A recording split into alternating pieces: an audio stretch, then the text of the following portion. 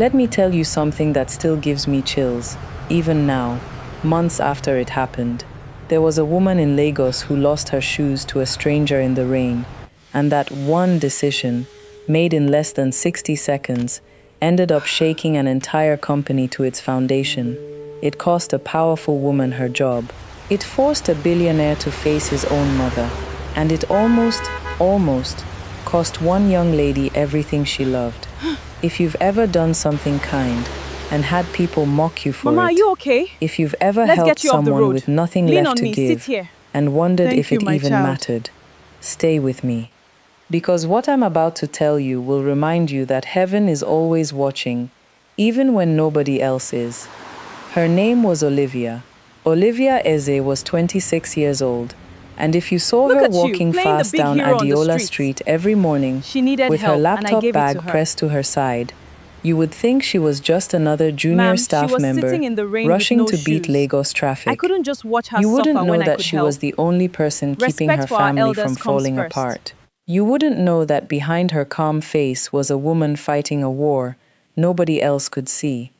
Her father had died 4 years earlier. Her mother's small provision store barely fed the household. And her younger sister, Ivy, just turned 19, was lying in a hospital bed with a heart condition that the doctors said could not wait much longer. Every week, the surgery got more expensive. Every week, Olivia's small analyst salary at Dominion Holdings looked smaller and smaller against the number the hospital kept sending. That morning, the morning that changed everything, Olivia woke up at 5 a.m., ironed the only 2 blazers she owned, and left the house praying quietly under her breath. She had a board presentation in 3 hours, weeks of research, numbers she had triple-checked at midnight, while her mother slept beside Ivy's hospital bed. This report mattered. If she got it right, maybe, just maybe, someone above her would finally notice her. She had no idea heaven had already noticed her long before that day. She was 3 streets away from the office when she saw the old woman. The woman was standing at the edge of the road, swaying slightly, her wrapper soaked through from the drizzle that had started an hour earlier. Her slipper had snapped. You could see the torn strap dangling uselessly from her foot, and cars were flying past just inches from where she stood, confused, blinking like she didn't know which way was safe.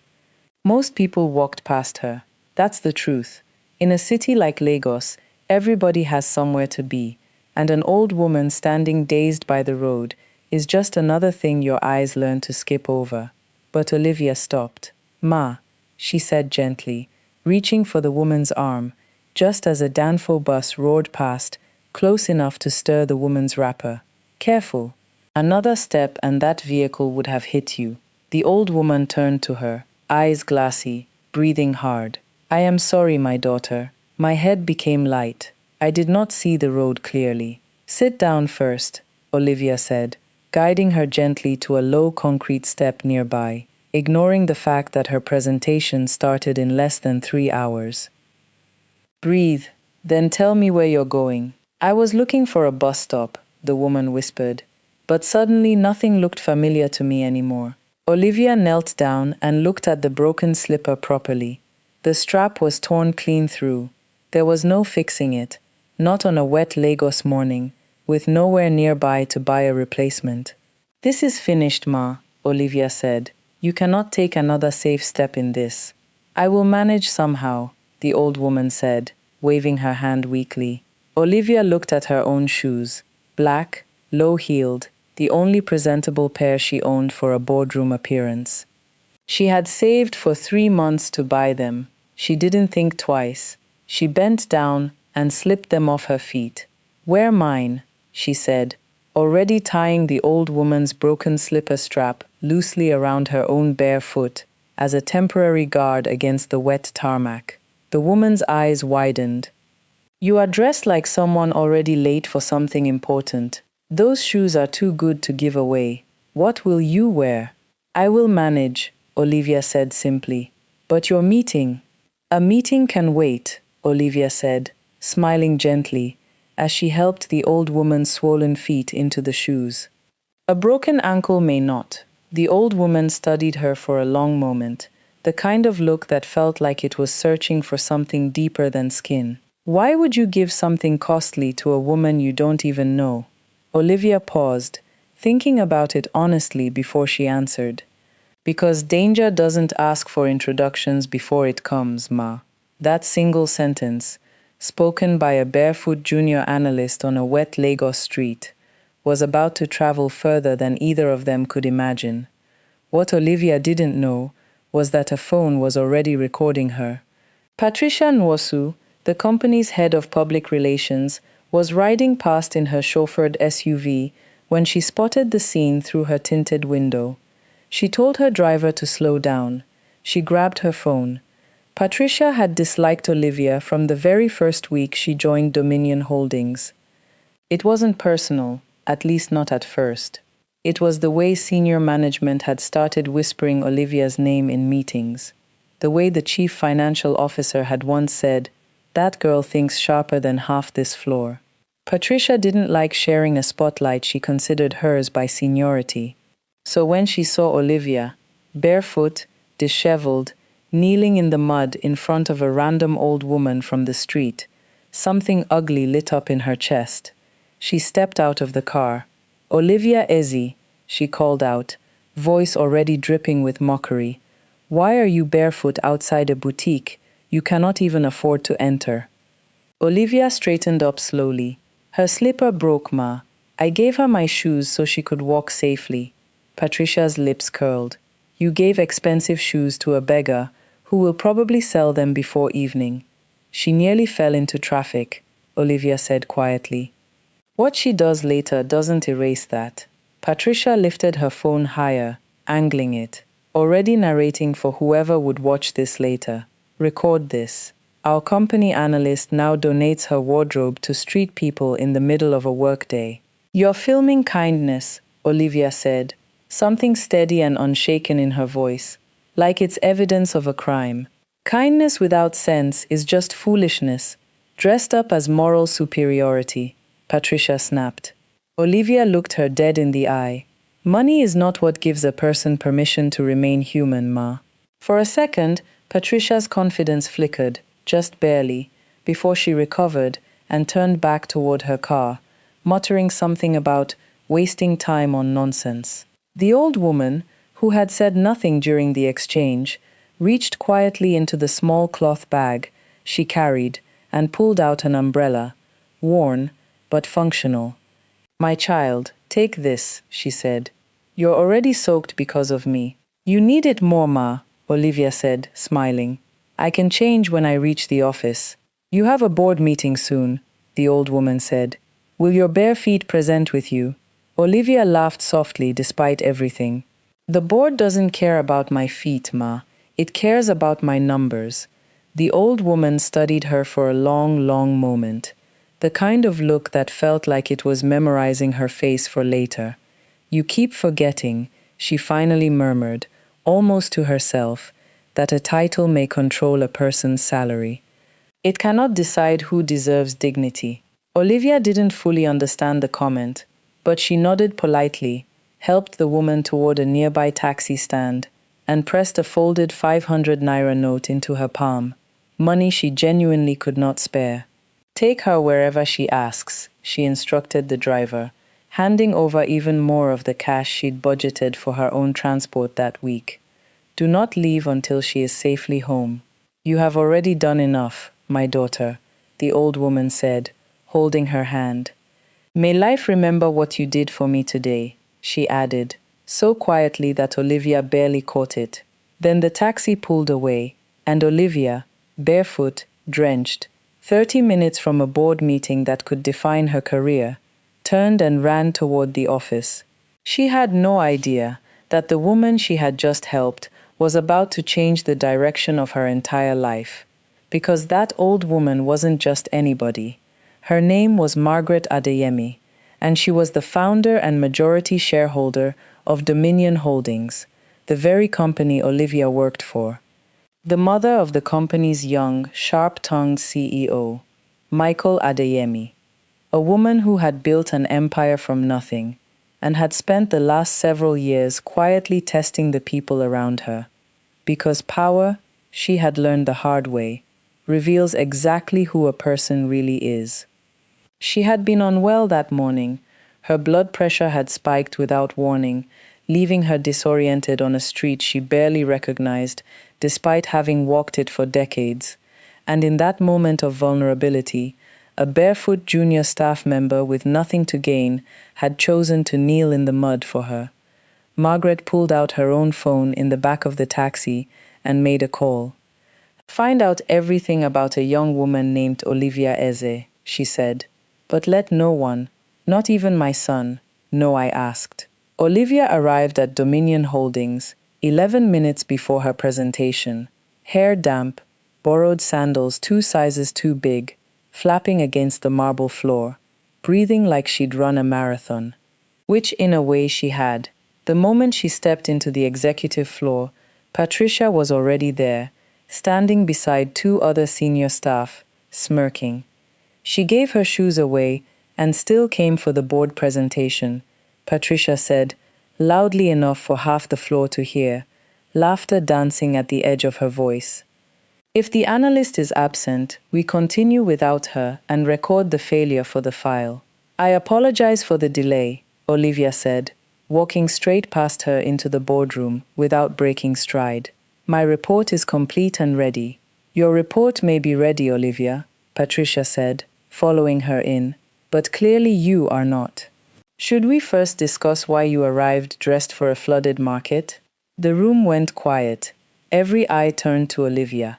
The borrowed sandals, the damp hem of her trousers, the slightly frizzed hair she hadn't had time to fix. Olivia set her laptop down calmly and looked up. "My appearance changed," she said, voice steady despite the heat rising in her chest. "The quality of my analysis did not." "Then prove it," Patricia challenged, arms crossed. "Prove your figures deserve more attention than your entrance." "That is exactly what I came here to do," Olivia said. She opened her laptop, connected it to the projector with hands that were shaking just slightly from nerves, and began. "The acquisition target we're set to sign with next week, Halstead Properties, has overstated its portfolio value by approximately 800 million naira. Gasps around the table. The chief financial officer sat up straighter. "That is a serious allegation," he said. "Show us how you reached that figure." Olivia pulled up her slides. Clean, precise, color-coded. They listed the same 3 commercial properties twice, routed through 2 separate subsidiary companies to disguise the duplication. If you check the land registry numbers on slide 4 against the ones on slide 7, they match exactly. The room fell into a heavy silence as executives leaned forward, comparing the numbers themselves. "She's correct," the chief financial officer said slowly, almost in disbelief. "The source documents were structured specifically to hide the duplication. Our external advisors missed this completely. How long did it take you to find something a team of paid consultants overlooked?" the chief legal officer asked, staring at Olivia with new eyes. "Most of the night," Olivia answered honestly. "The figures looked ordinary because they were designed to look ordinary. You have to know exactly where to dig." At the head of the table, a man in his early 30s, sharp suit, sharper eyes, clearly used to being the smartest person in every room he entered, had said nothing throughout the entire exchange. He simply watched. This was Michael Adeyemi, the CEO of Dominion Holdings. "Freeze the transaction," he finally said, voice low and commanding. "Verify every listed asset before anyone signs a single document." "I will begin immediately, sir," the chief legal officer said, already gathering his files. As the meeting broke up and executives filed out murmuring about the near disaster they'd just avoided, Patricia lingered by the door, arms still crossed, jaw tight. "Your report may have just saved this company a fortune," she said coldly, "but one correct report will not erase how ridiculous you looked walking in here today." Olivia closed her laptop slowly. "I'm not asking anyone to erase it," she said. meeting Patricia's eyes without flinching. "I know exactly why I did what I did this morning." She walked out with her head held high, leaving Patricia standing alone in an empty boardroom, fury simmering beneath her composed exterior. What Olivia didn't know was that miles away, in a quiet estate on the outskirts of the city, Margaret Adeyemi had just received the first report on her. She supports her mother and a younger sister awaiting major surgery, her assistant read aloud from a folder, and she still gave away the only good shoes she owned to a stranger. Margaret sat very still for a long moment, staring out at her garden. "Call my son," she finally said. "He's about to learn a lesson he cannot purchase with all the money in this company." That evening, Olivia sat beside her sister's hospital bed, exhaustion pressing down on her shoulders like a physical weight. Ivy looked smaller than usual against the white sheets, an ivy line taped to the back of her thin hand.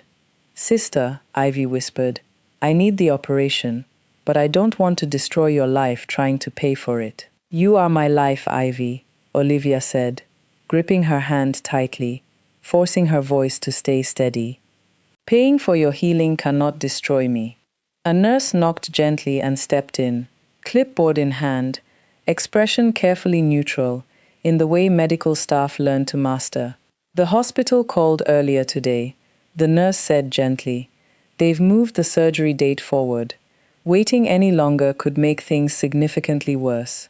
Olivia felt her chest tighten. How much more time do we have? 2 weeks, maybe less. After the nurse left, Ivy turned her face away, tears sliding silently down her cheeks. "I heard them, sister. Don't pretend you didn't."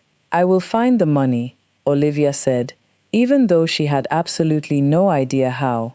"I only need both of you to trust me." But that night, walking home alone, under streetlights that flickered on and off, doing math in her head, over and over, Olivia knew the painful truth. Even if she saved every single naira she earned for the next 6 months, it wouldn't be enough. The hospital would not wait for her. She had no idea that 3 days later, an envelope bearing the Adeyemi family crest would arrive at her desk, an invitation from Margaret Adeyemi's private office, marked urgent, marked confidential, marked in a way that made her hands tremble the moment she opened it. She had no idea that walking into that meeting would mean facing the son of the very woman she had helped in the rain, a man who, within minutes of meeting her, would say words that would turn her entire world upside down. "My mother says I lose my position at this company unless I marry you. For 1 year." And she had absolutely no idea, standing there in that cold marble office, with her heart pounding in her ears, that the hardest decision of her life was about to be forced into her hands, a decision between her pride and her sister's life. What would you do in her position? Stay with me, because what happens next will leave you speechless. Welcome back and thanks for staying with me. Let's continue. Olivia Eze, a junior analyst drowning in medical bills for her sister, had just given away her only good pair of shoes to a stranger in the rain. That stranger turned out to be Margaret Adeyemi, the real power behind Dominion Holdings. And now Olivia was standing in a cold marble office, facing Margaret's son, the CEO, who had just told her something that made her blood run cold. "So you are Olivia Eze," Michael Adeyemi said, leaning back in his leather chair, studying her the way you'd study a stranger who had walked uninvited into your house. "The woman my mother suddenly cannot stop praising." "I don't know your mother, sir," Olivia said carefully, her voice tight. "And I was not told why I was summoned here." "My mother says I lose my position at this company," he said flatly, "unless I marry you. For 1 year." Olivia actually laughed, a short, disbelieving sound that escaped before she could stop it. "You summoned me here to accuse me of a marriage I know nothing about? You found a sick old woman on the street," Michael said, standing now, walking slowly around his desk. "Earned her trust in less than 5 minutes, and now you're reaching for her son. Very impressive work. Something inside Olivia went cold, and then hot, all at once. I helped someone in the rain, she said, standing her ground. I did not ask who owned her family before I did it. Michael stopped walking. Something shifted behind his eyes. Recognition, maybe. You're the woman from the boutique street, he said slowly. You were the only person who remembered my mother was human that morning. Nobody gives that much without a plan, said a voice from the doorway. Patricia, of course. She stepped into the office like she owned it, arms folded. That same mocking smile Olivia had grown to despise. She gave before she even knew your name, sir. Her suspicion should have come before the truth. She already decided what kind of woman I am. Nothing I say will matter to you, Olivia said quietly, not even bothering to look at Patricia. The payment tells you enough. You saw a door open and assumed I walked through it deliberately. Speak to her with respect, Michael said suddenly, turning on Patricia with a sharpness that made even Olivia flinch.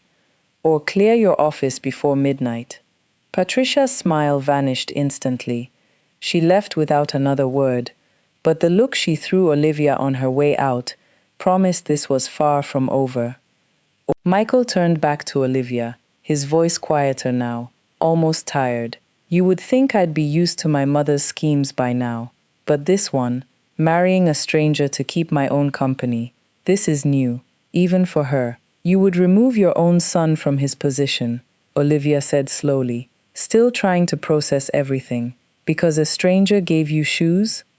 I would remove any leader, came a new voice, calm and unshaken, who confuses wealth with wisdom. Margaret Adeyemi walked in, dressed now in a simple but elegant agbada, no trace of the disoriented, barefoot woman from the rainy street. Olivia's mouth fell open slightly. She hadn't even considered, hadn't dared to imagine. You're her, Olivia whispered. You're the woman I... Yes, my daughter, Margaret said gently, though there was steel underneath the softness. I am the woman whose feet you saved. And you believe forcing a marriage will somehow make him wise? Olivia asked, anger and confusion warring in her chest. The agreement lasts 1 year, Margaret said, ignoring the question entirely. Careers and finances remain completely separate. What exactly is expected of you beyond appearing as his wife in public? Olivia felt something twist painfully inside her. There it is, she said bitterly. Money finally makes the arrangement understandable to you. You know nothing, Margaret said, her voice suddenly sharp, about what that money could mean to me right now. There was a pause. Olivia took a shaking breath. My sister needs surgery, she said quietly, hating herself for saying it, hating that her desperation was now on display in this cold marble office. The hospital has moved the deadline forward. I don't have the money. I may never have the money in time. If this, whatever this is, comes with payment, I need to know it will never become a debt you use against me later. Margaret studied her for a long moment.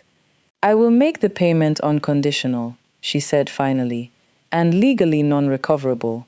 Whatever happens between you and my son, your sister's treatment is not a bargaining chip. You negotiate boldly, Michael said, almost impressed despite himself, for someone who claims she never wanted this. Desperation, Olivia said, meeting his eyes directly, does not remove my right to understand exactly what I'm signing. Then let's discuss the terms properly, Margaret said, gesturing toward the chairs. Sit down, Olivia. Let's talk like two women who understand exactly what's at stake here. 3 days later, Olivia stood in front of a house so large she genuinely couldn't process it as a place where actual humans slept and ate breakfast. Most people pause when they enter this house for the first time, the driver said, watching her reaction in the rearview mirror with quiet amusement. I have seen large rooms before, Olivia said, straightening her shoulders. They don't change why I'm here. Inside, a housekeeper led her to a bedroom bigger than her family's entire apartment, with a closet already filled with clothes, dresses, shoes, jewelry. all clearly expensive, all clearly selected for her. Sir David, I mean Sir Michael, selected these for your public appearances, madam, the housekeeper said. Olivia ran her fingers over a silk dress that probably cost more than 3 months of Ivy's medication. Madam, she said quietly, keep only what the agreement actually requires. Return everything else. The housekeeper looked confused. Madam, you may keep everything, Michael's voice said from the doorway. He was leaning against the frame, watching her. Consider it part of the arrangement. The contract covers public appearances, Olivia said firmly, turning to face him. Your gifts are unnecessary. Do not mistake this house for freedom, she added, quieter now, almost to herself. We follow the contract exactly, Michael said, something unreadable flickering across his face. Nothing more. That, Olivia said, is the first thing we've actually agreed on. He almost smiled. Almost. Then he turned and left her alone, in a room full of things she had no intention of ever wearing. That night, lying in a bed, softer than anything she'd ever slept on, Olivia stared at the ceiling and whispered to herself in the darkness, Ivy, just survive this. I will survive everything else. She had no idea how much everything else would eventually demand from her. The next morning, Olivia was awake before dawn, out of habit, dressed in her own modest clothes, sitting at the kitchen island, reviewing old work files on her laptop, when Michael walked in, visibly surprised to see her. You are awake early, he said. For someone who moved into luxury yesterday, luxury does not remove deadlines, responsibilities, or hospital bills, Olivia said without looking up. There are rules for public appearances, he said, pulling a folder from his bag. Lawson will send you the schedule. Send the schedule, Olivia said flatly. I will treat it like every other work obligation. Michael studied her for a moment, something almost like curiosity crossing his face. Most women in your position would ask what jewelry, car, or allowance comes with this arrangement. Olivia finally looked up at him, her eyes tired but steady. Most women were not summoned, insulted, and married off in the same evening. You signed willingly, he pointed out, once the payment appeared. I signed, Olivia said, voice trembling with barely restrained emotion. Because someone I love may die without that payment. Don't confuse desperation with willingness, Michael. He was quiet for a moment. Your sister's condition is worse than the contract explained to me. Olivia's spine went rigid. My sister is not part of our arrangement, she said sharply.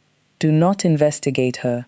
Before Michael could respond, the front door opened without warning, and Patricia walked in like she owned the place too, eyes immediately landing on the thin gold band on Olivia's finger, the one required for public appearances.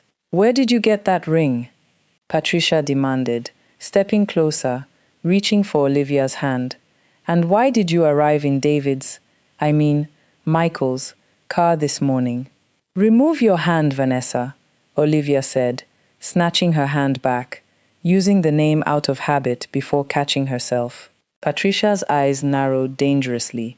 You have no right to touch me. Michael, Patricia said, spinning toward him. Olivia arrived in your car. Has the transport policy changed for junior staff now? Her transport is now MY concern, Michael said coldly. Return to your department, Patricia. Patricia's jaw tightened, humiliation flashing across her face before she masked it with cold professionalism. Give Olivia every regional audit file, she said suddenly, voice sharp with malice. I want the complete report by tomorrow morning. The chief financial officer, who had just walked in to collect some documents, looked startled. That workload normally takes a full team almost 2 weeks, Patricia. Then tomorrow, Patricia said, smiling coldly at Olivia, will finally prove she isn't as brilliant as everyone suddenly thinks she is. That night, Olivia sat alone in the study, surrounded by towers of files, eyes burning from exhaustion, 3 cups of untouched coffee gone cold beside her laptop. It was almost midnight when Michael walked in and found her still working, hunched over spreadsheets, hand cramped around a pen. "It's nearly midnight," he said, genuinely surprised. "Why are you still working alone?" "Your PR director gave me 2 weeks of work," Olivia said without looking up, "and one night to finish it." "You should have reported this," Michael said, frowning. "This is clearly retaliation."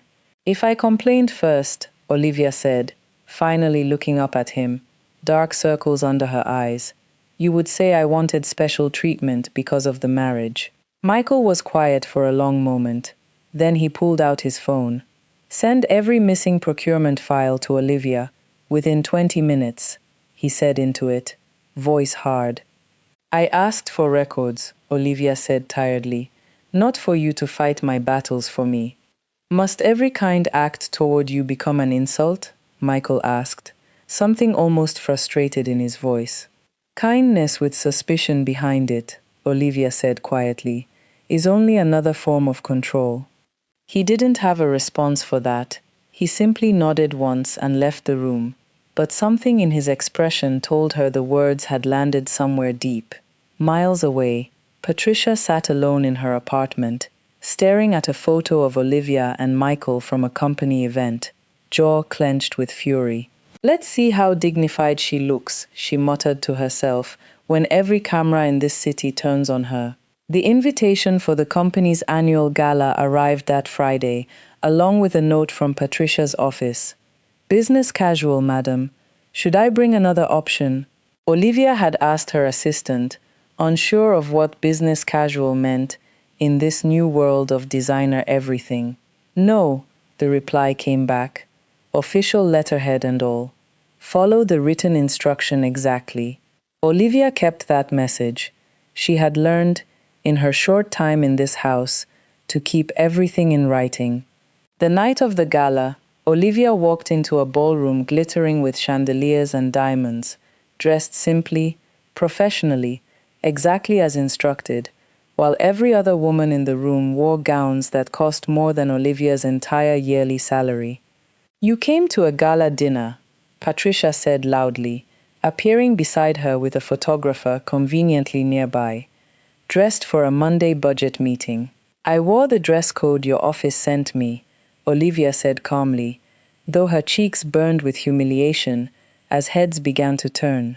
"You probably misunderstood the instruction," Patricia said, smirking for the cameras now gathering around them. "She understood perfectly." Michael's voice cut through the crowd as he appeared beside Olivia, taking her hand firmly. "Your office sent the wrong instruction, Patricia." "Olivia," he said, louder now, for the benefit of everyone watching, "you're seated beside me. Your clothing changes nothing." "I can walk to the table without being rescued," Olivia murmured to him, even as gratitude flickered unexpectedly in her chest. At dinner, a rival investor challenged Michael's projections for an upcoming deal, voice sharp with skepticism. "Why should we trust projections built on such unstable regional data, David?" Before Michael could answer, Olivia spoke up clearly. "Because the currency risk is insured through a clause your team overlooked. The policy transfers most of the exposure before the second quarter." The table fell silent. The investor blinked, clearly impressed despite himself. "That answer," Michael murmured to her under his breath, "just saved this entire discussion from becoming another refusal. You entered underdressed," he added quietly, something almost like admiration in his voice, "and still became the strongest person at this table." "I came to work," Olivia said simply, "not to compete with dresses." The following week, buried in files with a colleague named Victor from the finance department, Olivia finally cracked open a model that 3 highly paid external consultants had defended for 6 straight months. "You corrected a model 3 consultants defended for half a year," Victor said, staring at her screen in disbelief. "Wrong figures don't become correct," Olivia said, "just because expensive people keep defending them." Michael appeared in the doorway suddenly, jaw tight. "Olivia, I need you upstairs. The chairman's report cannot wait." "The report isn't due until tomorrow," Olivia said, confused. Victor and I are still working. We can continue later. The figures will not disappear, Michael said, voice strangely tense. Later, walking to his office, Olivia muttered under her breath, "Apparently my lunch can disappear whenever the CEO decides it should." Once they were alone, she turned to him, arms crossed. "There was no urgent report. Why did you interrupt that meeting?" "I do not need permission," Michael said stiffly, "to speak with an employee in my own company." "You interrupted," Olivia said slowly, realization dawning, "because I was smiling at Victor." "That is not company business, Michael." "I disliked," he admitted, jaw tight, "how comfortable he looked sitting beside my wife." "I am your wife on paper," Olivia said sharply, anger flaring. "Do not turn that paper into ownership." Michael was quiet for a long moment, something conflicted crossing his face. "I know," he finally said, voice low. "That is becoming the problem." 2 nights later, a frantic scream tore through the house. Olivia ran downstairs to find the elderly gateman, Uncle James, a man who had worked for the family for over 20 years, a man who had walked Olivia through the gates every single morning with a warm smile, collapsed on the ground, clutching his chest. "Uncle James, stay with me," Olivia screamed, dropping to her knees beside him. "The ambulance is already coming." "Keep him flat," Michael instructed, rushing outside. "Comfort, bring his medication and open the gate." "Hang in there, Uncle," Olivia whispered, holding his hand tightly as his breathing grew shallow. "His pulse is weak, but steady," Michael said, checking desperately. "Do not move him unnecessarily. He walked for my family before I even learned to read," Olivia said, tears streaming down her face. "He cannot die here. He cannot." Later that night, after the ambulance had taken Uncle James to the hospital, Olivia sat on the porch steps, still shaking. Michael sat down quietly beside her. "You care deeply," he said softly, "but you hide it as though kindness makes you weak. People use what they know you care about against you," Olivia said, staring out into the darkness. "Distance feels safer. Distance also punishes people," Michael said quietly, "who never planned to hurt you." Olivia turned to look at him, something raw and unguarded in her expression for the first time. "I may have punished you before I understood anything about who you really are." "Understanding a wound," she said quietly, "does not erase the person who caused it." "Then I will stop asking words to repair," Michael said, "what my actions have already damaged." Meanwhile, in a small apartment across town, a housemaid named Comfort sat across from a woman who had been slipping her cash for information for weeks now, Patricia. "It's just information, Comfort," Patricia said smoothly. "No one will ever know." "I don't discuss my employers," Comfort said, hands trembling in her lap. "Please, find someone else." "This," Patricia said, sliding an envelope across the table, "covers your rent and your son's school fees for the entire year." Comfort stared at the envelope, torn between loyalty and desperation. "How do you know about my son's fees?" "I know many things," Patricia said, smiling coldly. "I can solve your problems, Comfort, or I can deepen them. Your choice." Comfort's hand trembled as it hovered over the envelope. "I can't," she whispered, pulling her hand back. "I'm sorry." But Patricia simply smiled, already dialing another number, already searching for someone else, willing to sell secrets from inside that house. "Find out exactly why Olivia entered that house," Patricia said into the phone, "and what agreement protects her there. I will find the crack in this marriage. Everyone has one."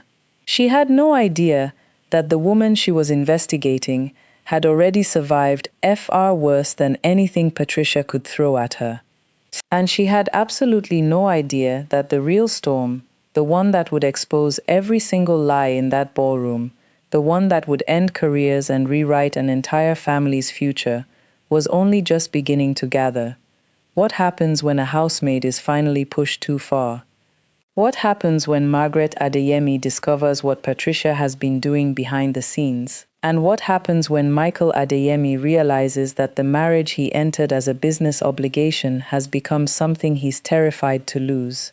Stay with me, because everything is about to explode.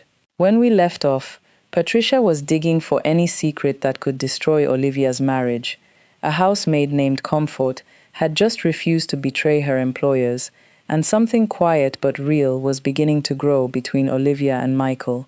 Something neither of them had signed up for, and something neither of them knew how to name yet.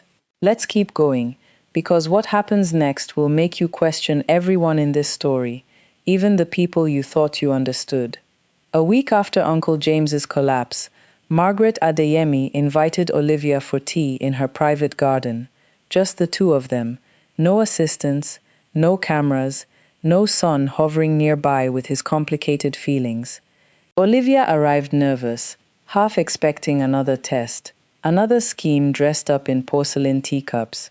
She sat stiffly across from the older woman, watching her pour tea with steady, practiced hands. "Before you accuse me of anything," Margaret said, a small smile tugging at her lips, as she noticed Olivia eyeing the cup suspiciously. "The tea contains no contract amendment." Despite herself, Olivia laughed. A real laugh, surprising even herself. "That's disappointing," she said. "I was prepared to negotiate the sugar." Margaret's smile widened, but it faded quickly into something more serious. "How is your sister?" "I am asking," she added gently, seeing Olivia tense immediately, not investigating. Olivia relaxed slightly. "She is stable. The doctors believe the surgery can still succeed if it happens on schedule." Margaret nodded slowly, stirring her tea. "I judged you," she admitted quietly, "because I have met too many people over the years who wanted access to my family's wealth. I mistook your kindness for a strategy. And I distrusted you," Olivia said honestly, "because men and women with power rarely admit when they've been wrong about someone." "I was wrong," Margaret said, meeting her eyes directly, "about why you signed that agreement. I may be wrong about more than that." "Then learn slowly," Olivia said, something gentler in her voice now. "Fast apologies often disappear just as fast as they arrive." Margaret studied her for a long moment, something like respect settling into her expression. "You remind me of myself 40 years ago," she said quietly. "Before all of this taught me to stop trusting people so easily." They sat in comfortable silence for a while, the garden birds singing overhead, and for the first time since this entire arrangement began, Olivia felt something close to peace. But peace, as it turns out, never lasts long in a house built on secrets. That same week, Patricia finally found her crack, not through Comfort, who had refused every bribe thrown her way, but through a junior driver, desperate for extra cash. He'd overheard enough fragments of conversation to piece together a dangerous story, that the marriage between Michael and Olivia wasn't real love. It was a contract, signed for money, signed because Olivia's sister was dying and needed surgery. Patricia sat in her office that night, staring at her notes, a slow, cruel smile spreading across her face. 1 year, she murmured to herself, tapping her pen against the desk. She is not a wife. She is a rented performance. She began making calls, quiet ones, careful ones, building towards something she planned to unleash at the worst possible moment, publicly, dramatically, in front of everyone who mattered. "The board will destroy them both," she whispered to herself, laughing softly, "and I will finally get everything I deserve." Meanwhile, something had shifted between Olivia and Michael that neither of them could quite explain or ignore anymore. It happened on a quiet Tuesday evening. Michael found Olivia in the study again, working late as usual, and instead of leaving her to it, he sat down across from her with 2 cups of coffee. "You don't have to keep working like this," he said softly, sliding 1 cup toward her. "I don't know how to stop," Olivia admitted, rubbing her tired eyes. "Work is the only thing that's ever been fully mine." "That's not entirely true anymore," Michael said quietly, and something in his tone made Olivia look up. What do you mean? He hesitated, choosing his words carefully. You understand, he said slowly, that ending this agreement early may also give you a reason to leave, to walk away from all of it, from me. Olivia's breath caught. Are you talking about ending the contract? If freedom takes you away, Michael said quietly, looking directly at her, then holding you here through a piece of paper was never real. It was never love. It was just control with better paperwork. For once, Olivia said slowly, processing what he was actually saying, you are making a choice without your mother forcing your hand. For once, Michael said, something vulnerable crossing his face, I am asking you for something you can freely refuse. Olivia didn't have an answer for that. Not yet. But something inside her chest had shifted, quietly and irreversibly, and she was terrified to examine exactly what it meant. The night of the company's 25th anniversary gala arrived like a storm nobody could see coming. The ballroom was breathtaking, gold and white decorations, a live orchestra, cameras from every major business publication in the country. Olivia walked in, wearing a deep emerald gown Michael had personally selected, and for a moment, standing beside him, under the glittering lights, she almost forgot this had all started as a business arrangement. You look, Michael murmured to her, as they walked in together, like no one in this ballroom could ever make you feel small.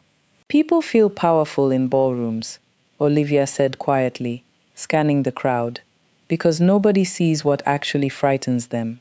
She caught sight of a young driver, one of Patricia's newer hires, hovering near the entrance, looking pale, sweating, despite the air conditioning. You've been afraid all day, Olivia said gently, stopping him as he tried to slip past her. Tell me what's following you tonight. The young man's eyes filled with guilt. I made a mistake, madame, he whispered. I only pray I can correct it before it reaches you. Before Olivia could ask more, he disappeared into the crowd, leaving her with a cold, sinking feeling in her stomach. I prepared something charming to say to you tonight, Michael said, appearing beside her again, sensing her sudden tension, but none of it feels good enough right now. Then protect yourself from embarrassment, Olivia said quietly, and only say what's true. Little did either of them know. Across the ballroom, Patricia was adjusting a small folder tucked inside her jacket, checking her watch, waiting for the perfect moment. She borrowed his name in private, Patricia murmured to herself, smiling coldly. Tonight I will return it to her in public. Stay close to me, Michael said, taking Olivia's hand as they moved deeper into the room. The cameras will search for fear before they even listen to the actual words being said. I survived Patricia barefoot in the rain, Olivia said, forcing a small smile, despite her nerves. Cameras are just wearing better clothes tonight. An investor approached them as dinner service began, curiosity gleaming in his eyes. Mrs. Adeyemi, he said, has marriage changed how people judge your work inside the company? Some judge the ring first, Olivia answered smoothly. I prefer to let the results answer afterward. Michael watched her handle the question with practiced ease, something warm and proud blooming in his chest, before he noticed her hand kept drifting nervously to his jacket pocket, touching something folded inside it. You've touched that jacket all evening, he murmured to her. What are you hiding from me? Olivia took a breath. The contract is finished, she said quietly. I signed your freedom before we even came here tonight. Michael stared at her, stunned. Why end it tonight? He asked slowly, when the agreement still has months left to run. Because, Olivia said, meeting his eyes, anything I ask of you after tonight must be something you're free to actually refuse. There is still one question I need to ask you, Michael said, voice suddenly urgent, before this night is finished. Then ask it, Olivia whispered, when the room is quiet enough for both of us to be honest. But the room was never going to be quiet, not that night. Margaret took the stage minutes later, elegant in deep purple, addressing the ballroom with the confidence of a woman who had built every brick of this empire with her own bare hands. Tonight we celebrate 25 years of trust, integrity, and leadership, she began, her voice carrying clearly across the silent room. Patricia, standing near the edge of the stage, smiled to herself and began walking forward. But integrity, Margaret continued, unaware of what was coming, means exposing every lie before that lie has the chance to destroy the company from within. She did not take that stage tonight, Patricia announced loudly, cutting Margaret off, striding forward with the folder now open in her hands, to celebrate anything except my humiliation. Gasps rippled through the crowd. Camera flashes exploded. Margaret froze, genuinely confused, as Patricia turned to face the entire ballroom. The CEO, Patricia announced, voice dripping with triumph, secretly paid a junior employee to perform as his lawful wife. This marriage, celebrated across every newspaper in this city, is nothing but a paid contract. You stole a private document, Michael said, stepping forward, fury barely contained, and turned criminal conduct into public entertainment. You were rented, Olivia, Patricia said, turning to her with venom in her eyes. Even your dignity was assigned a payment. The entire ballroom stared at Olivia, hundreds of eyes, dozens of cameras, everyone waiting to see her crumble. My sister's survival had a price, Olivia said, her voice shaking but clear, refusing to look away. My dignity was never yours to measure, Patricia. Protect the company, David, Margaret said quietly to her son, panic finally cracking through her composed exterior. I have survived humiliation without help before, Olivia said, cutting through the tension, standing tall, despite everything crashing down around her. I spent years protecting myself. I don't need protection now. I spent years protecting the company, Michael said, stepping beside Olivia, taking her hand firmly in front of everyone. Tonight, I will protect the truth instead. The contract began our marriage, he continued, voice ringing clearly across the stunned ballroom, but it did not create what I feel for Olivia. You cannot love a woman, Patricia sneered, who entered your house because she was paid to. Security, Michael said sharply, gesturing toward the door. Remove her from this event. You enjoy removing people, Olivia said suddenly, stopping the security guards with a raised hand. Before you even learn whether they had the right to stay, Michael. Then she turned toward the elderly woman standing frozen near the stage, someone Olivia suddenly recognized with a jolt of shock. Madame Beatrice, Olivia said slowly, staring at a dignified older woman she'd never formally met but had seen once before, blurred through rain and panic. Were you the woman I helped outside that boutique months ago? Margaret stepped forward, taking a steadying breath. Ladies and gentlemen, she announced to the stunned crowd, meet the founder and majority owner of Dominion Holdings. Patricia showed you a contract tonight. Now, allow me to show you the character behind it. You mocked kindness, Margaret said, turning to Patricia with cold fury, because you believed neither of us could ever reward you for cruelty. I did not know that woman was you, Patricia stammered, color draining from her face. Nobody told me who she was. I faced you barefoot and alone, Olivia said quietly, long before anyone powerful ever defended me. Patricia, you are only brave tonight because you assumed the most powerful woman in this room would side with you. Margaret turned to address the entire ballroom, her voice steady and commanding. The marriage contract was never written to protect my son's wealth from Olivia, she said. It was written because wealth had made my son unable to recognize character when it stood right in front of him. You used Olivia's desperation, Michael said quietly to his mother, something raw and accusatory in his voice, to teach me a lesson. I tested both of you, Margaret admitted, her composure finally cracking, and I accept that my methods caused real pain. Then do not call that pain necessary, Olivia said, voice trembling now, simply because your plan succeeded in the end.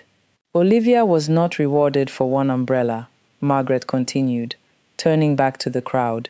She was tested every single day by power, by cruelty, by suspicion, and she exposed false vendors, protected billion naira acquisitions, and preserved every honest record in this company without ever asking for recognition. I protected my work because it was right, Olivia said, her voice finally breaking with emotion, not because I expected a reward for it. That, Margaret said softly, is exactly why any reward placed in your hands has a chance of remaining clean, my daughter. Patricia, sensing the ground shifting beneath her, turned desperately toward Olivia. You altered instructions, withheld files, and manipulated internal company records, she accused wildly. I challenged an employee, Olivia shot back, who received access nobody else in this company was ever given, and used it to sabotage me at every turn. Patricia paid me, came a small, trembling voice from the back of the crowd. It was Comfort, stepping forward, tears streaming down her face. She paid me to open Sir Michael's safe and photograph the marriage contract. I kept every message she sent, because I feared she would blame everything on me alone. You accepted that money willingly, Patricia hissed at her. Do not stand there pretending innocence now. Your confession does not erase your betrayal, Michael said coldly to Comfort. Then, turning to Patricia, his voice went ice cold. But the truth still matters more than either of your reputations tonight. Patricia, Michael announced, loud enough for the entire ballroom, every camera, every journalist to hear clearly, your employment, and every privilege attached to it end tonight. You cannot erase everything I built here, Patricia screamed, desperation finally cracking her composure completely, just because Olivia once gave an old woman a pair of shoes. David, she said suddenly, turning to Michael, using an old nickname that made his jaw tighten. Remember what we were, before this woman entered your life. We ended, Michael said flatly, because you loved the position beside me more than you ever loved me, Patricia. She stole everything that belonged to me, Patricia screamed, pointing wildly at Olivia, and she will take everything from you too, eventually. Nothing honest, Margaret said, stepping forward with quiet, devastating authority, ever belonged to you, simply because you wanted it badly enough, Patricia. Security finally escorted a screaming, humiliated Patricia out of the ballroom, her career, her reputation, and every carefully constructed lie collapsing behind her in real time, broadcast live to half the business journalists in the country. The ballroom sat in stunned, heavy silence for a long moment after Patricia's removal. Then Margaret turned to Olivia, something resolved settling into her expression. I transferred my controlling 51% stake, she announced, loud enough for the board members present to hear clearly, into a trust in Olivia's name. Olivia's knees nearly buckled. You gave me control of this company, she whispered, without ever asking whether I actually wanted it. You may refuse it, Margaret said gently. Power forced upon you would only repeat my very first mistake with my son. Then give me time, Olivia said, still reeling, to understand every duty attached to it before I accept any power at all. Do not let this ballroom pressure me, she added quietly, into making another decision about my entire life in the span of one single evening. I will ask you once, Michael said suddenly, turning to face her fully, ignoring the hundreds of watching eyes around them, and you may answer only when nobody else in this room is watching us. I do not want another contract, he continued, voice low and steady. I want the chance to actually earn your choice, Olivia, freely, without my mother's money or my company's name forcing your hand. You learned to value me, Olivia said quietly, something bittersweet in her voice, only after your mother proved that I had value first. Stand beside me, Olivia, Michael said, ignoring the sting in her words, because he knew, deep down, they were true. Love should never begin with one person standing beneath another. Then let me stand beside you, Olivia said slowly, tears finally slipping down her cheeks, while my actions repair what my earlier judgment of you may have damaged. Everyone decided something about my life tonight, Olivia said, turning to address both Michael and Margaret, her voice trembling but strong, without ever stopping to ask me first. And none of us stopped, Margaret admitted quietly, shame flickering across her proud face, to ask what surviving our decisions would actually cost you, my daughter. The contract ends tonight, Olivia said firmly. Whatever remains between us, if anything remains at all, must begin honestly, or not at all. Then tomorrow, Michael said softly, I begin again, without using my name or my wealth to hold you here against your will. The ballroom, still processing everything they'd just witnessed, watched in stunned silence as two people who had started this journey as strangers, bound by a desperate contract, now stood facing each other as something entirely different, something neither of them had words for yet.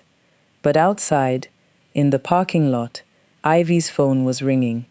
And inside the hospital across town, machines were beeping in a pattern that made every nurse in the ward move faster than they had all night.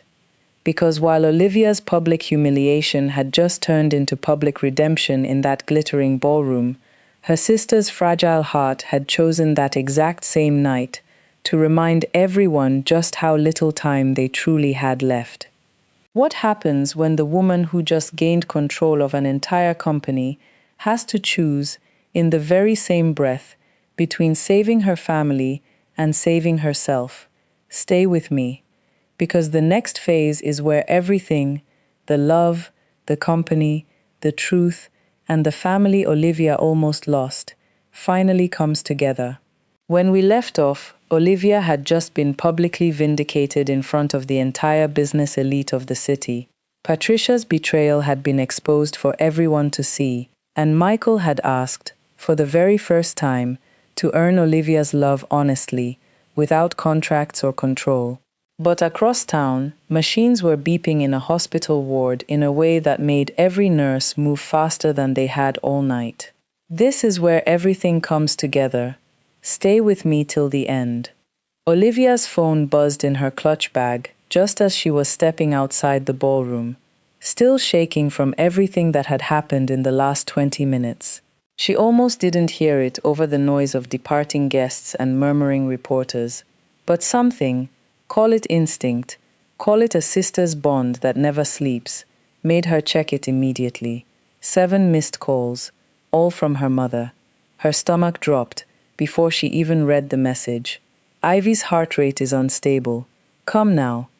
Michael, Olivia said, voice cracking, already running toward the parking lot in her heels, gown bunched in one fist. It's Ivy. Something is wrong. He didn't ask a single question. He didn't hesitate. He simply grabbed her hand and ran with her, shouting instructions to his driver before they'd even reached the car. Fastest route to Lagos General, he barked into his phone. And call ahead. Tell them Dr. Adeyemi's wife is on her way with her sister as a patient. Clear the emergency bay. Olivia stared at him through tear-blurred eyes as the car sped through the night. You don't have to do this, she whispered. This isn't your family, Michael. Not really. Not on paper anymore. Family was never about paper for me, Michael said quietly, gripping her hand tightly as the city lights blurred past the window. Not for a long time now, Olivia. They arrived at the hospital to find Olivia's mother pacing frantically outside the ICU, tears streaming down her face, wringing her hands so tightly her knuckles had gone pale. Her heart, her mother sobbed, collapsing into Olivia's arms the moment she saw her. The doctors said we cannot wait for the scheduled date anymore. They need to operate tonight or we may lose her. Then we operate tonight, Olivia said, wiping her own tears away fiercely, forcing steel into her spine, even as her heart shattered. Whatever it costs, whatever it takes, we do it tonight. A doctor emerged moments later, exhaustion and urgency written across his face. "The surgical team is available," he said, "but we need signed consent and confirmed payment before we can proceed. I'm sorry. Hospital policy, especially for a procedure this complex." Olivia turned to Michael, panic flashing across her face. "The trust. Margaret's trust. It hasn't been processed yet." "I don't have access to—" "You have me," Michael said firmly, already pulling out his phone. Within minutes, he'd transferred funds, signed guarantees, and personally called the hospital's board chairman, someone he'd known for years through business circles, to ensure there would be absolutely no delay. "Sir," the doctor said moments later, returning with a clipboard, "everything is confirmed. We're taking her in now." Olivia rushed to Ivy's bedside before they wheeled her away, gripping her sister's thin hand one last time. Ivy's eyes fluttered open weakly, a faint, trembling smile crossing her pale lips. "Sister," Ivy whispered, "did you finally marry a rich man just to save me? Because if so, I fully approve. Despite everything, the terror, the exhaustion, the tears." Olivia laughed through her sobs. "Something like that," she whispered, kissing her sister's forehead. "Now fight, Ivy. Fight for me." "I will," Ivy promised, as the nurses began wheeling her toward the operating theater. "I only need her to come through those doors alive," Olivia whispered to no one in particular, sinking into a hospital chair as the doors swung shut. "Nothing else matters right now. Nothing." The next several hours felt like an entire lifetime compressed into a single hospital corridor. Olivia sat frozen in a plastic chair, Michael beside her the entire time, never once suggesting he had somewhere else to be, never once checking his phone for company matters. Her mother sat on her other side, gripping a rosary, lips moving in silent prayer. At some point past 3 o'clock in the morning, Margaret arrived quietly, still in her gown from the gala, having heard what happened through Michael's driver. She said nothing at first, simply sat down beside Olivia's mother, took her hand gently, and waited alongside them in silence. "I am sorry," Margaret finally whispered, "for every test I put your daughter through. I never imagined it would cost her something this precious while she was fighting my battles for me." Olivia's mother looked at her, exhausted but gracious. "My daughter has been fighting for people her whole life, madam. She doesn't know how to stop. Perhaps that is exactly why your test found her worthy in the first place." Margaret's eyes filled with tears. She quickly blinked away. Hours crawled by. Nurses walked past without stopping. Every time the operating theater doors so much as creaked, 4 hearts in that waiting room stopped simultaneously. Finally, just as the sky outside the windows began to lighten with the first hints of dawn, a doctor emerged, mask pulled down, exhaustion etched into every line of his face, but his eyes were smiling. "The surgery was successful," he said. Ivy, is stable and responding exactly as we hoped." Olivia's legs gave out from sheer relief. Michael caught her before she hit the floor, holding her steady as sobs of pure release shook through her entire body. "Can I see her now?" Olivia whispered through her tears, "even if she's still sleeping." "Give her a few hours," the doctor said gently. "But yes, she will wake up. And she will be just fine." When Olivia was finally allowed into the recovery room, later that morning, Ivy was awake, groggy but alert, a tired smile spreading across her face the moment she saw her sister walk in. "You look," Ivy croaked weakly, "like you've been fighting everybody in this city while I was sleeping." "So I have finally won," Olivia said, laughing through fresh tears as she sat carefully on the edge of the bed. "The only fight that ever actually mattered." Olivia stayed by her sister's bedside for 2 full days, barely sleeping, barely eating, until Ivy practically ordered her to go home and rest. It was during this brief absence that Olivia finally faced the person she'd been avoiding since the night of the gala, the housemaid, Comfort, who had betrayed her trust, but ultimately told the truth when it mattered most. Comfort came to the hospital cafeteria, where Olivia sat alone, nursing a cup of untouched tea, and stood nervously at the edge of the table. "I came without lawyers, guards, or documents," Comfort said quietly, "because none of them can offer an apology, madam.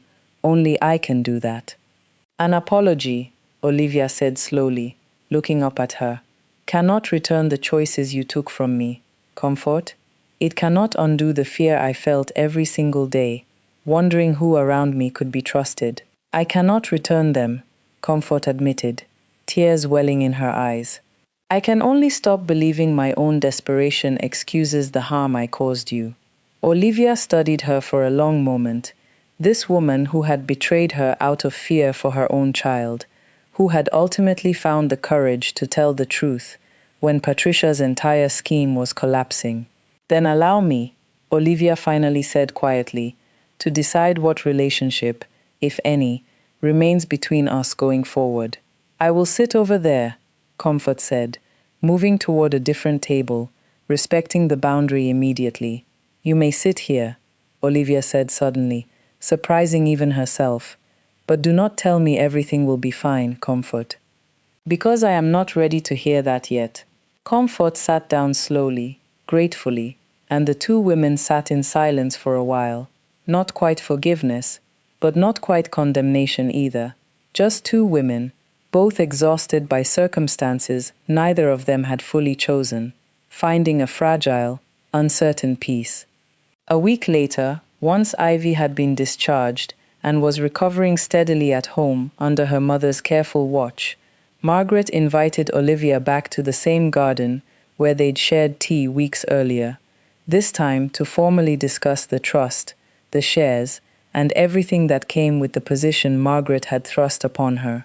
"These belong to you," Margaret said, sliding a small velvet box across the table, "before anyone decided your kindness deserved a reward that day on the street." Inside were the shoes, Olivia's original shoes, the ones she'd given away to a stranger months earlier, now cleaned and restored. "They remind me," Margaret said softly, "of the woman I was before all of this, before power and wealth started testing everyone's character, including my own." Olivia held the shoes gently, memories flooding back. The rain, the broken slipper, the moment she'd made a decision without knowing it would change everything. "I will accept the trust," Olivia finally said, looking up at Margaret with steady resolve, "only if its control becomes fully accountable to the board, not to me alone, not to any single person." Margaret raised an eyebrow, surprised. "You would weaken the very authority I placed entirely in your hands, Olivia." "No person," Olivia said firmly, "should hold enough power to use other people's lives as private experiments, madame. Not even someone with the best intentions in the world." Margaret sat back slowly, something like realization dawning on her face. "You are using my own gift," she said, almost laughing despite herself, "to prevent anyone from ever becoming like me." "The controlling shares now carry safeguards, oversight, and removal provisions," Olivia said. "Then I accept the responsibility," she continued. "Not the right to rule without question, Margaret." "You have added more restrictions to my former office," Margaret said, shaking her head with a mixture of frustration and grudging admiration, "than the entire board ever managed to attempt in 25 years.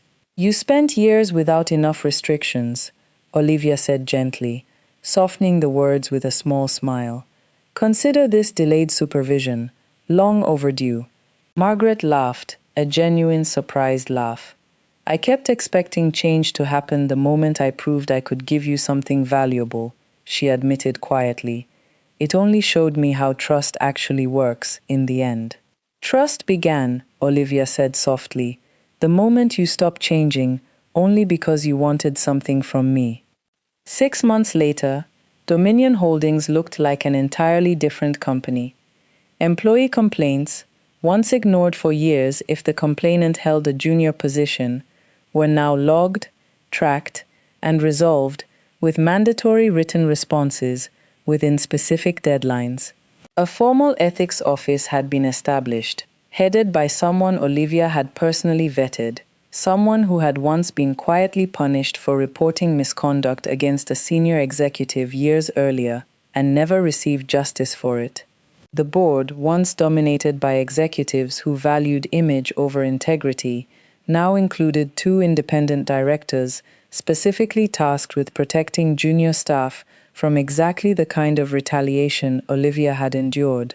Employee complaints have fallen, the new head of HR reported during a quarterly review, and staff confidence is now the highest it's been in company history. Then we continue listening, Olivia said from her seat at the head of the table, a position she'd earned, not through inheritance, but through the trust the entire board had come to place in her judgment. Good numbers are not permission to become careless. Not now, not ever.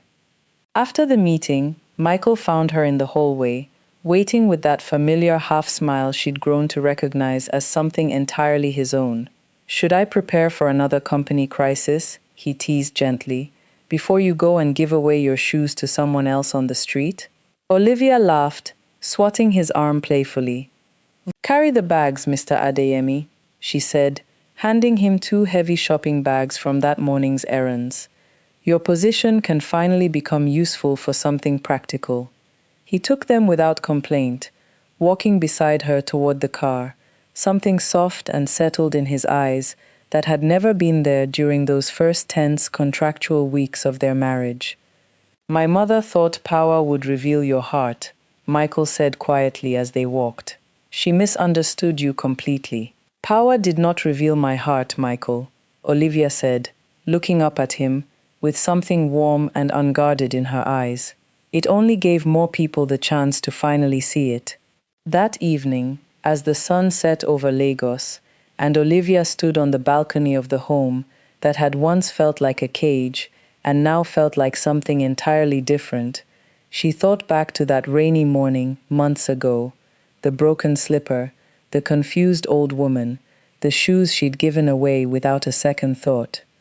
She had expected nothing in return. She hadn't been kind because she wanted a reward.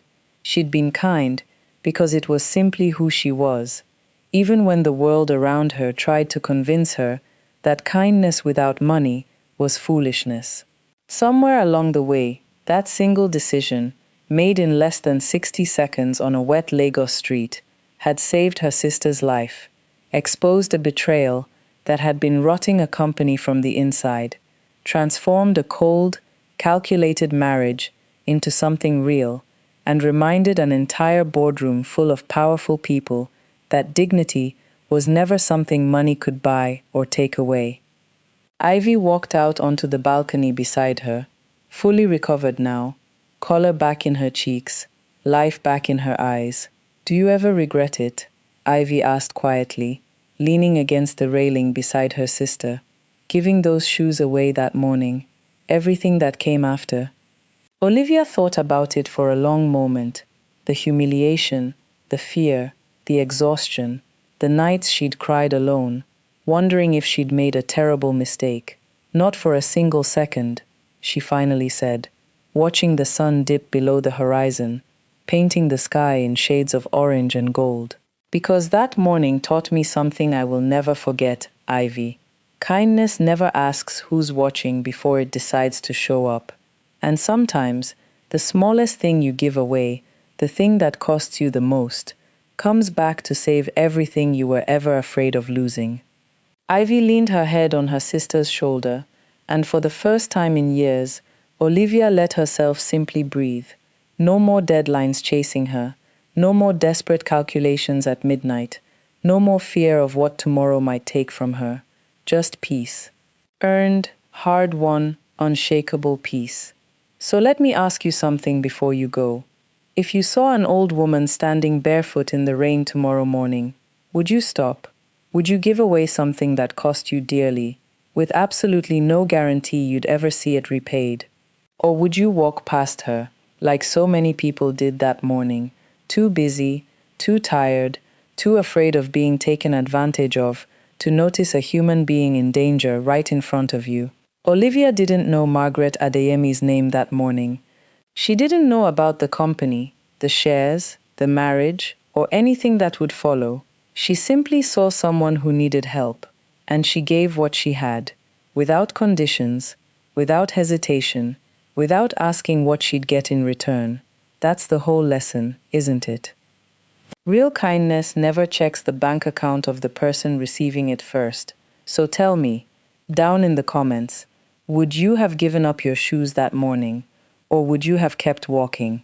I want to know, because I have a feeling the answer says more about us than we'd like to admit.